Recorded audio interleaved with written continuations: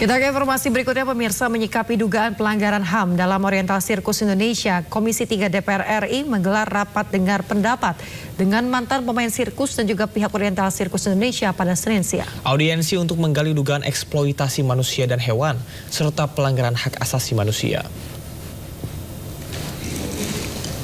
Komisi 3 DPR RI menggelar rapat dengar pendapat umum bersama dengan Polda Jawa Barat, kuasa hukum mantan pemain sirkus serta pengelola Oriental Sirkus Indonesia. Rapat dengar pendapat digelar Kamis siang pukul 13.30 waktu Indonesia Barat di Kompleks Parlemen DPR. Sejumlah mantan pemain sirkus hadir dan menyampaikan kesaksian mereka dalam rapat dengar pendapat yang terbuka untuk umum. Selain mendengarkan keterangan korban, DPR juga menggali klarifikasi dari pihak pengelola Oriental Sirkus Indonesia. Komisi 3 DPR RI juga mendalami sejauh mana keterlibatan dari lembaga lain, termasuk tindak lanjut dari rekomendasi Komnas HAM pada 1997.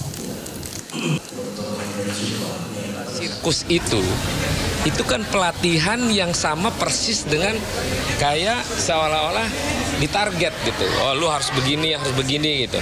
Nah, itu dianggap menjadi hal seolah-olah pelanggaran HAM. Tapi kan kalau ngomong sirkus, ya itulah sirkus, pelatihannya memang demikian.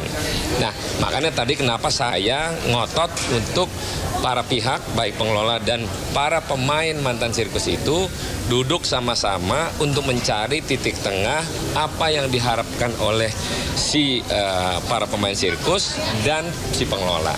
Dan akhirnya saya minta kasih waktu ke mereka 7 hari.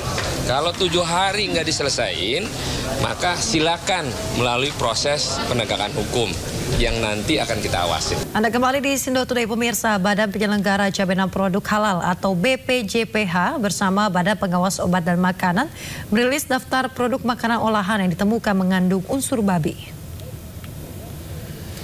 Kepala BPJPH Haikal Hasan menjelaskan, unsur babi ditemukan pada 9 produk makanan. 7 diantaranya telah memiliki sertifikat halal. Terkait temuan ini, BPJPH memberikan sanksi tegas. Salah satunya adalah dengan melayangkan surat panggilan kepada para produsen dan distributor untuk penarikan produk dari pasar. Kami menghimbau untuk bisa berperan aktif. Yang akan kami fokuskan adalah telah ditemukan 9 produk makanan olahan mengandung unsur babi yang beredar di Indonesia.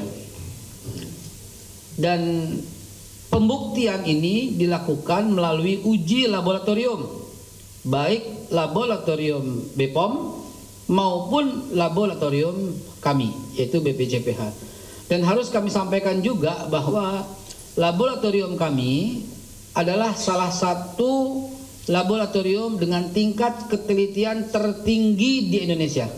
Terhadap produk bersertifikat halal, BPJPH memberikan sanksi berupa penarikan produk dari peredaran sesuai dengan peraturan pemerintah nomor 42 tahun 2024 tentang penyelenggaraan jaminan produk halal.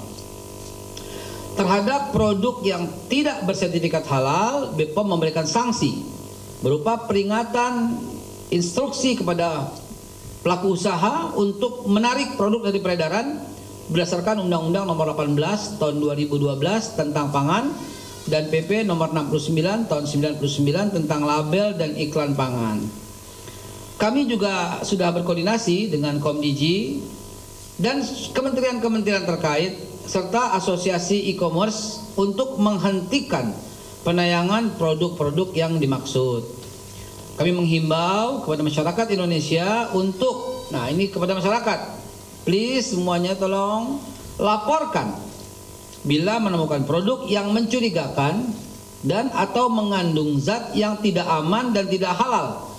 Kita informasi berikutnya, pemirsa. Menteri-menteri Kabinet Merah Putih bergantian berkunjung ke kediaman Joko Widodo. Namun Jokowi menegaskan pertemuan hanya merupakan silaturahmi dan membantah isu matahari kembar yang muncul. Meski tak lagi menjabat, Presiden ke-7 Republik Indonesia Joko Widodo masih dikelilingi sejumlah pejabat di pemerintahan Prabowo Gibran.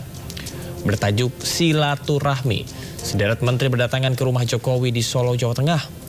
Di antaranya Menteri Koordinator Bidang Pangan Zulkifli Hasan, Menteri SDM Bahlil Lahadalia, Menteri Kelautan dan Perikanan Sakti Wahyu Trenggono, Menteri Kesehatan Budi Gunadi Sadikin, hingga Ketua Dewan Ekonomi Nasional Luhut Binsar Panjaitan. Eksistensi pengaruh Jokowi terungkap setelah sejumlah menteri masih menganggap Jokowi sebagai pemimpin. Namun, Presiden ke-7 Republik Indonesia Joko Widodo membantah ada matahari kembar. Apa yang salah? Silaturahmi di hari Lebaran kan sangat baik kepada siapapun. Ya. Kemudian mengenai matahari kembar, nggak ada yang namanya matahari kembar. Matahari itu hanya satu, yaitu Presiden Prabowo Subianto. Udah, jelas. Kalau selama ini Menteri dan Wakil Menteri ke sini itu apakah juga meminta saran dan masukan? Silaturahmi biasa. Dan itu baik, silaturahmi itu. Kalau beberapa yang masih menyebut bos sendiri gimana? Beberapa menteri masih menyebut Bapak sebagai bos. Mantan bos. Tapi sudah silaturahmi dengan Pak Prabowo ya Pak ya? Oh sudah, hari Lebaran, hari pertama itu video call. Gak lama dengan beliau. Dengan Pak Ma'ruf juga nih Pak? Pak Ma'ruf juga, Pak Presiden Prabowo juga. Ya deh, matur nuwun Pak.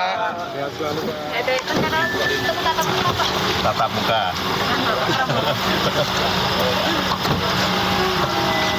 Ya, pemirsa, kita beralih ke informasi lain. Menteri Agama Nasaruddin Umar menceritakan pendekatan dan juga lobi yang dilakukan ke Kerajaan Arab Saudi untuk kuota haji usia di atas 90 tahun. Ya, Menak mengungkapkan pendekatan tersebut berhasil dan kuota haji usia di atas 90 tahun pun dikabulkan untuk Indonesia. Seperti diketahui, sebelumnya kebijakan Arab Saudi hanya memperbolehkan maksimal usia 70 tahun untuk berhaji. Menteri Agama Nasaruddin Umar menceritakan pendekatan dan lobi yang dilakukan ke Kerajaan Arab Saudi untuk kuota haji usia di atas 90 tahun. Nasaruddin mengatakan kebijakan Arab Saudi sebelumnya hanya memperbolehkan maksimal usia 70 tahun untuk berhaji. Nasaruddin mengatakan pendekatan yang disampaikan ke pemerintah Arab Saudi adalah soal istihad jemaah, bukan dari aspek umur. Menak mengungkapkan pendekatan itu berhasil dan kuota haji usia di atas 90 tahun pun dikabulkan untuk Indonesia.